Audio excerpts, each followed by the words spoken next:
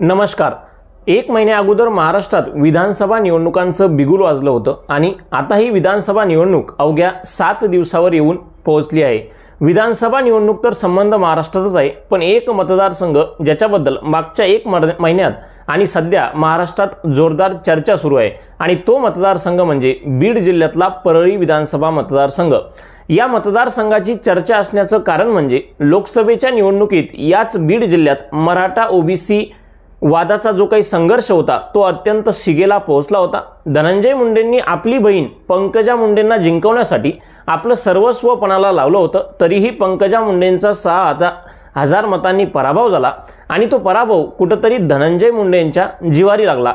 दुसरी गोष्ट, या मतदारसंघात तब्बल 30 वर्षांनी म्हणजे 1994 नंतर पहिल्यांदा महायुती आणि महाविकास आघाडीकडून ओबीसी वर्सेस मराठा असे उमेदवार निवडणुकीच्या रिंगणात आहेत। शरद पवारांनीही या मतदारसंघात खूप मोठी चाल खेळली। अनेक ओबीसी उमेदवार शर्यतीत असतानाही पवारांनी एका मराठा उमेदवाराला तिकीट दिलं, कारण पवारांनाही अंदाज होता ज्या प्रकारे लोकसभेत इथं जातीवाद झाला असाच जातीवाद विधानसभेतही होईल आणि कुठेतरी मराठा उमेदवार इथं विजयी होईल। आता असं सगळं जरी असलं तरी प्रश्न क्रमांक 1, शरद पवारांनी ज्या राजेसाहेब देशमुखांना परळीतून तिकीट दिलं ते राजेसाहेब देशमुख खरंच धनंजय मुंडेंना पराभूत करू शकतील का? प्रश्न क्रमांक 2, काय आहेत परळीचे सध्याचे स्थानिक मुद्दे? परळीचा मतदार कुठल्या मुद्द्यांवर मतदान करणार आहे आणि त्याचा या दोनही नेत्यांच्या विजयावर किती प्रभाव पडणार आहे? प्रश्न क्रमांक 3, लक्षवेधी वंजारी मतदान असणाऱ्या या मतदारसंघात संपूर्ण वंजारी समाज धनंजय मुंडेंच्या पाठीमागं खंबीरपणे उभा राहील का? प्रश्न क्रमांक 4, मराठा समाजानं लोकसभेत ज्या प्रकारे बजरंग बाप्पांना साथ दिली तशी साथ यावेळेस विधानसभेतही मराठा समाज राजेसाहेब देशमुख यांना देईल का? प्रश्न क्रमांक 5, काय आहेत परळीतील जातीय समीकरण? कुठल्या जातीचं किती मतदान आहे आणि त्याचा निवडणुकाच्या निकालावर कसा प्रभाव पडू शकतो? आणि प्रश्न क्रमांक 6, ज्या प्रकारे जरांगे फॅक्टर लोकसभेत चालला तसाच जरांगे फॅक्टर विधानसभेत चालेल का? या सगळ्या प्रश्नांची उत्तरं आजच्या एका व्हिडिओमध्ये देणार आहे। परळी विधानसभा मतदारसंघाची ऐन निवडणुकीच्या तोंडावरची वास्तविक परिस्थिती जशीच्या तशी तुमच्या समोर आज मी ठेवणार आहे, त्यामुळे पुढचे काही मिनिटं माझ्यासोबत नक्की थांबा। तत्पूर्वी नमस्कार, मी वैभव सांगळे आणि माझ्या यूट्यूब चॅनलवर तुमचं खूप खूप स्वागत आहे। पहिल्यांदा आले असाल चॅनलला सबस्क्राईब करा, लाईक करा, शेअर करा, साईडला दिलेली घंटा दाबायला विसरू नका, जेणेकरून माझा येणारा प्रत्येक व्हिडिओ सगळ्यात पहिले तुमच्या मोबाईलवर येईल। कुठल्याही प्रकारचा वेळ वाया न घालवता सुरुवात करूयात आजच्या व्हिडिओची।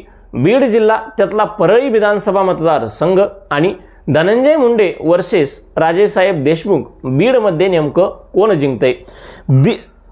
परळीत नेमकं कोण जिंकतंय? परळी विधानसभा मतदारसंघात यावेळेस पहिला आणि सगळ्यात महत्त्वाचा मुद्दा ठरणार आहे तो म्हणजे मराठा ओबीसी कार्ड। जरांगे पाटलांचा प्रभाव लोकसभे इतका आज जरी नसला तरी जरांगे पाटलांचा प्रभाव काही प्रमाणात आजही शिल्लक आहे आणि काही मतदार असा असणार आहे जो मराठा ओबीसी वादाच्या मुद्द्यावर मतदान करेल। त्यामुळं जरांगे फॅक्टर जरी आज तेवढा ताकदवर नसला तरी थोडाफार प्रभाव त्याचा निवडणुकीत पडण्याची संकेत आहेत। दुसरी गोष्ट, या मतदारसंघात मराठा समाजाचा मतदानाचा विचार केला तर एकूण 1,10,000च्या आसपास मराठा समाजाचं मतदान आहे आणि वंजारी समाजाच्या मतदानाचा विचार केला तर जवळजवळ 95,000च्या आसपास वंजारी समाजाचं मतदान आहे। संपूर्ण ओबीसीचा जर विचार केला तर 1,40,000च्या आसपास संपूर्ण ओबीसी समाजाचं इथं मताधिक्य आहे। तर हा होता पहिला फॅक्टर जो परळी विधानसभेच्या निवडणुकीत महत्त्वाचा ठरेल, तो म्हणजे मराठा ओबीसी कार्ड। दुसरी गोष्ट म्हणजे जातीनिहाय हे गणित। परळीमध्ये एससी एसटी समाजाचं जवळजवळ 50,000 ते 55,000 इतकं मतदान आहे, ज्याला आपण 19% म्हणू शकतो। मुस्लिम समाजाचंही इथं जवळजवळ 35,000 इतकं मतदान आहे। लोकसभेच्या निवडणुकीत नरेंद्र मोदींची इथं सभा झाली होती आणि मोदींनी मुस्लिमांना आरक्षण देणार नाही असं भाष्य त्यांच्या भाषणात केलं होतं, त्यामुळं पंकजा मुंडेंना त्याचं मोठं नुकसान झालं आणि मुस्लिम समाजानं कुठेतरी बजरंग बाप्पा सोनवणे यांना मतदान केलं। पण यावेळेसची परिस्थिती तशी नाही असं स्थानिकांचं मत आहे। यावेळेस मुस्लिम समाज 50-50% डिवाइड होईल, 50% धनंजय मुंडे आणि 50% राजेसाहेब देशमुख, आणि त्याचा कुठेतरी धनंजय मुंडेंना फायदा होताना निवडणुकीत आपल्याला दिसतोय। जर संपूर्ण मतदानाचा विचार केला तर परळी विधानसभा मतदारसंघात संपूर्ण 3,50,000च्या आसपास मतदान आहे। परळीतला तिसरा मुद्दा म्हणजे भूमिपुत्राचा मुद्दा. शरद पवारांनी ज्या राजेसाहेब देशमुखांना तिकीट दिलं ते राजेसाहेब देशमुख स्वतः केज तालुक्यातले आहेत. त्यामुळं परळीत सध्या आपल्याला भूमिपुत्र आमदार हवा की दुसऱ्या मतदारसंघातला दुसऱ्या तालुक्यातला आमदार हवा, अशा प्रकारचे एक राजकीय समीकरण चालू आहे. धनंजय मुंडेंचा तगडा जनसंपर्कही आहे. त्यामुळं धनंजय मुंडे बऱ्यापैकी मराठा मतदानही घेतील अशी सध्याची तिथली वास्तविक परिस्थिती आहे, असं तिथल्या स्थानिकांचं म्हणणं आहे. धनंजय मुंडेंनी खूप प्रमाणात विकासही केला, पण असं जरी असलं तरी राजेसाहेब देशमुख यांच्या विरोधात धनंजय मुंडेंना ही निवडणूक अवघड जाणार एवढं मात्र नक्की आहे. या निवडणुकीतला तिसरा मुद्दा म्हणजे शरद पवार आणि निष्ठावंत शरद पवारांचे सैनिक. शरद पवारांना सोडून धनंजय मुंडे अजित पवारांसोबत गेले. त्यामुळे शरद पवारांनी इथं मोठी सभा घेतली आणि 3 व्यक्तींमुळे माझा पक्ष फुटला असं पवारांनी आपल्या सभेत भाष्य केलं. त्या 3 व्यक्तींमध्ये एक नाव हे धनंजय मुंडेंचंही होतं. त्यामुळं अशा गुंडगिरी करणाऱ्या लोकांना, पक्ष पळवणाऱ्या लोकांना पराभूत करा असं आवाहन शरद पवारांनी परळीमधील जनतेला केलंय. आणि शरद पवारांचा एक मोठा इम्पॅक्ट या मतदारसंघात आहे. त्यामुळं किती लोक शरद पवारांचं ऐकतील आणि धनंजय मुंडेंच्या विरोधात मतदान करतील हे निवडणुकीत बघण्यासारखं असणार आहे. शरद पवारांचा हा फॅक्टर जितका जास्त चालेल तितकं निवडणुकीत धनंजय मुंडेंना नुकसान होण्याची सध्या तरी तिथली वास्तविक परिस्थिती आहे. खरं तर शरद पवारांनीही या मतदारसंघात एक मोठी चूक केली असं इथल्या स्थानिकांचं मत आहे. ओबीसी मधून संजय दौंड आणि बबन गीते हे 2 नावं आघाडीवर होते. जर शरद पवारांनी संजय दौंड यांना तिकीट दिलं असतं तर कुठंतरी धनंजय मुंडेंसाठी ही निवडणूक अजून अवघड झाली असती असं इथल्या स्थानिकांचं मत आहे. पण तरीही राजेसाहेब देशमुख हा उमेदवारही इतक्या सोपा धनंजय मुंडेंसाठी राहणार नाही, ही सगळ्यात मोठी वास्तविकता आहे. पुढचा विचार केला तर या मतदारसंघातला पुढचा मुद्दा म्हणजे धनंजय मुंडेंची गुंडगिरी. या मतदारसंघात अनेक लोकांचं असं म्हणणं आहे की धनंजय मुंडे दादागिरी करतात, गुंडगिरी करतात. पण अनेक लोकांचं असंही म्हणणं आहे की त्यांची जी काही गुंडगिरी आहे, दादागिरी आहे ती कुठल्या तरी स्पेसिफिक राज्यकर्त्यांसाठीच आहे. सर्वसामान्य माणसाला त्यांचा कुठलाही त्रास नाही. त्यामुळे नेमका आता हा गुंडगिरी किंवा दादागिरीचा मुद्दा किती गाजेल. मी आत्ताच तुम्हाला सांगितलं, शरद पवारांनी इथेच म्हणलं की इथली गुंडगिरी कमी करायची आहे. बजरंग बाप्पा सोनवणेंनी तर आपल्या भाषणात धनंजय मुंडेंचा चक्क राक्षस म्हणून उल्लेख केलाय. त्यामुळं आता हा गुंडगिरीचा मुद्दा किती गाजेल, हा मुद्दा जितका गाजला तितकं नुकसान धनंजय मुंडेंना इथं होताना दिसतंय आणि राजेसाहेब देशमुखांना त्याचा कुठेतरी फायदा होताना दिसतोय. असं जरी असलं तरी धनंजय मुंडेंच्या सोबत असलेले वाल्मिक अण्णा कराड हेही गुंडगिरी करतात अशी इथं चर्चा आहे. पण जे संजय दौंड आहेत, ज्यांना शरद पवारांनी तिकीट दिलं नाही, ते संजय दौंड आता धनंजय मुंडेंच्या सोबत आहेत. त्यामुळं या संपूर्ण विषयाचा धनंजय मुंडेला फायदा होऊ शकतो, पण गुंडगिरीचं कुठंतरी नुकसान होऊ शकतं. त्यामुळे नेमकं काय होईल हे येत्या काळात बघण्यासारखं असेल. परळीतील पुढचा मुद्दा आहे तो म्हणजे इथल्या स्थानिक शेतकऱ्यांचा मुद्दा. पीक विम्याचा प्रश्न, त्यानंतर पिकाला भाव असण्याचा प्रश्न, हे स्थानिकांचे मुद्दे आहेत.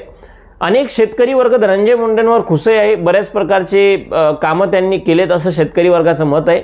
पण समाजातला एक भाग त्यांच्यावर नाराजही आहे. त्यामुळं आता नेमकं त्यांच्यावर किती टक्के लोक नाराज आहेत आणि किती टक्के लोक खुश आहेत यानुसार आता धनंजय मुंडेंना किती मतदान होईल हे निवडणुकीत बघण्यासारखं असेल. अनेक स्थानिकांचं असं मत आहे की आत्तापर्यंत परळी विधानसभा मतदारसंघाच्या इतिहासात जेवढा विकास झाला नाही तेवढा विकास या 5 वर्षात धनंजय मुंडेंनी केला आणि त्यामुळेच त्यांनी मागच्या निवडणुकीत पंकजा मुंडे यांचा पराभव केला होता. धनंजय मुंडेंची ओळख सांगायची झालं तर कोणीही कधीही फोन लावला तर धनंजय मुंडे मदतीला धावून येतात असं इथल्या स्थानिकांचं मत आहे. या निवडणुकीत पुढचा मुद्दा आहे ते म्हणजे विकासाचा मुद्दा. परळी विधानसभा मतदारसंघ ज्या बीड जिल्ह्यात आहे त्या बीड जिल्ह्याला आर्थिकदृष्ट्या मागासलेला जिल्हा म्हणून अशी त्या जिल्ह्याची ओळख आहे.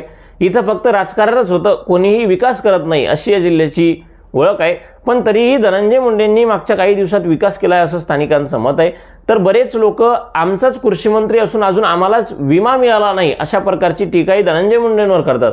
मग त्यामुळं नेमकं धनंजय मुंडेंनी विकास केला का नाही केला असं स्थानिकांना विचारलं असता 70% प्रमाणात धनंजय मुंडेंनी विकास केलाय. 30% गोष्टी अजूनही रखडलेल्या आहेत असं स्थानिकांचं मत आहे. अनेक कामं सुरू आहेत पण अजून ते पूर्ण झाले नाही असंही स्थानिकांचं मत आहे. मग नेमका आता या विकासाच्या मुद्द्यावर परळीकर मतदान करतील का की परत एकदा मराठा ओबीसी वादाचा संघर्ष करून परत एकदा परळीकर परळीचं नुकसान करतील हे येत्या निवडणुकीत बघण्यासारखं असेल. खरं तर ज्या मतदारसंघात विकास रखडलेला आहे किंवा विकास कमी झालेला आहे त्या लोकांनी एका चांगल्या उमेदवारालाच निवडून देणं ही सध्याची खूप मोठी गरज आहे. जर एका चांगला आमदार आपण दिला तर नक्कीच आपल्या मतदारसंघाचा विकास होऊ शकतो, ही सगळ्यात मोठी वास्तविकता आहे। तर हे होते परळी मतदारसंघातले काही मुद्दे जे सध्या परळीत खूप गाजताय। तुम्हाला काय वाटतं, परळी विधानसभा मतदारसंघात नेमकं कोण जिंकेल, धनंजय मुंडे की राजेसाहेब देशमुख? दोन्हीही उमेदवारांची सध्याची परिस्थिती काय आहे, परळीकरांचा कौल नेमका कुणाला असेल?